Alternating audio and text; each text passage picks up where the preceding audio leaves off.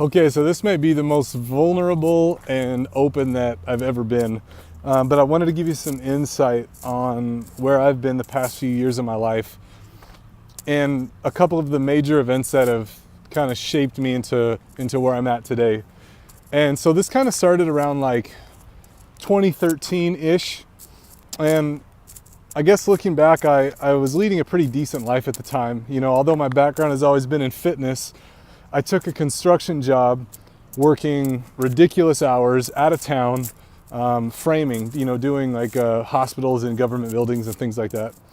But I was making good money. And so although it wasn't ideal, you know, I justified it because it supported my family in a way that allowed us to live comfortably. So I just did it. And I always kind of told myself, you know, I couldn't make it as a trainer in Montana because the economy just didn't support it right now. And so I guess in a way I settled for less than I was worth.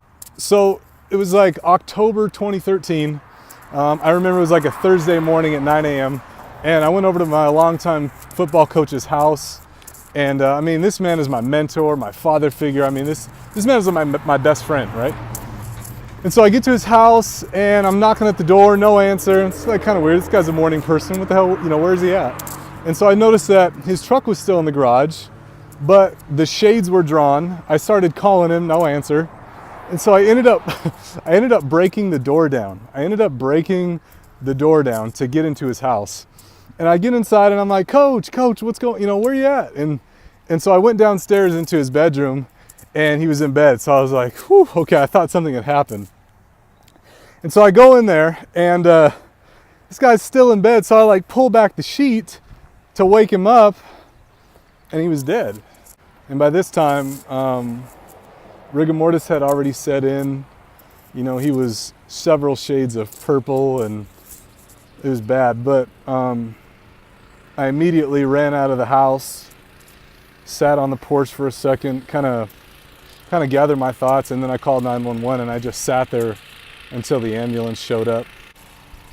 And what was crazy is I later found out that he had died a few days earlier. So this was really heavy on me because, you know, up until this point, you know, I never really believed in depression. I never really believed in post-traumatic stress because I could never understand how somebody couldn't control their own thoughts and their own mind or their own emotions. You know, because after all, they're our thoughts, right? They're our emotions. We should be able to dictate and control whatever we want. And so the next 60 days, I mean, were the worst in my entire life. I had no control over anything. I felt lost, I felt alone. And, and I'll be honest with you, at times I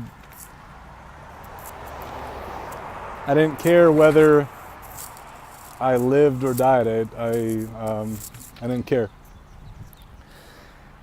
And because of this, I went into severe credit card debt because I thought that if I just bought things that it would solve the problem, but it didn't. Shortly after his death, I lost my job. Fuck, when it rains, it pours, right? I lost my job. My fiance left me. My relationship of almost 7 years at that point was gone. And to top it all off, my truck was totaled in a collision. And again, this was all in about 2 months. And so I had successfully laid the groundwork for an award-winning country song. And so the moment of no more finally came, where I just had this realization that I was pushing away everybody that cared about me the most. And I was allowing myself to be controlled by circumstance. I was almost 30 pounds heavier than I've ever been in my life. I had no control over my body, no control over my own mind. And it was just getting worse and worse by the day. And I just knew that something had to change. And so out of the blue one day, I get this call from a friend who was like, hey, I got this guy who wants to work with a personal trainer. But because I had settled for a construction job, I hadn't had a paying client in 5 years since, 2008 when the big recession hit, because that's when my personal training business tanked originally. But something in my heart at that moment said, you know what, go for it. And I told my friend, I said, yep, I'm the man for the job, sign me up.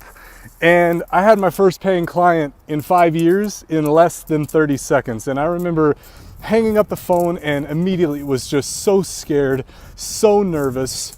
And my anxiety was like at an all-time high because I had just committed to changing someone's life while my own was still in shambles. And so the big question for me at that point was, how am I going to rise from the depths of hell and perform on a professional level again?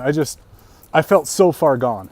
Looking back on it now, listening to my heart in that moment, and taking that leap of faith to create the life that I had always wanted was literally the best decision I've ever made, hands down.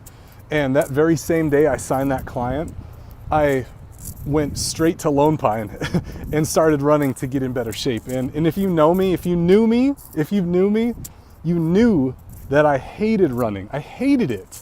I love sprinting because I played football, but I hated running. And I started eating better and working out more because, let's be honest, nobody wants to work with a trainer who's out of shape. It's bad advertising, right? And within a week, I had bought a computer, I had registered my business with the state of Montana, and I immediately started building workout programs for my first client. And it just felt great because I was smiling more and I was trying to dedicate each day to pulling myself out of the hole that I was just buried so deeply in.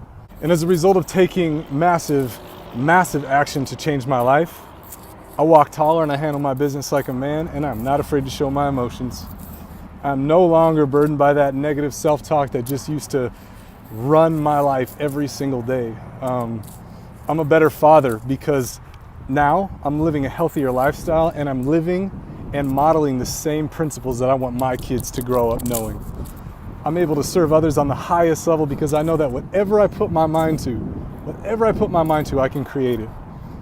I look in the mirror and gosh, this is so powerful. I look in the mirror and I'm able to stand there with pride, knowing that I'm the man that I always wanted to be, because I was able to pull myself out of the deepest, darkest spot in my life and come back from that and be able to bounce back from that successfully. And I've never felt so ambitious. I've never felt so crystal clear on what I want to leave as a legacy. And honestly, at 30 years old right now, I'm the happiest that I've ever been in my entire life. And I'm in the best shape as well. So, this has just been an incredible transformation. But above all those things, that what's better than all of that is I feel free. I feel free. And all it took for me to realize my potential was a phone call and an opportunity. So if this video was helpful or inspiring to you in any way, I would just ask that you share it, because I know there's somebody out there that needs to see this.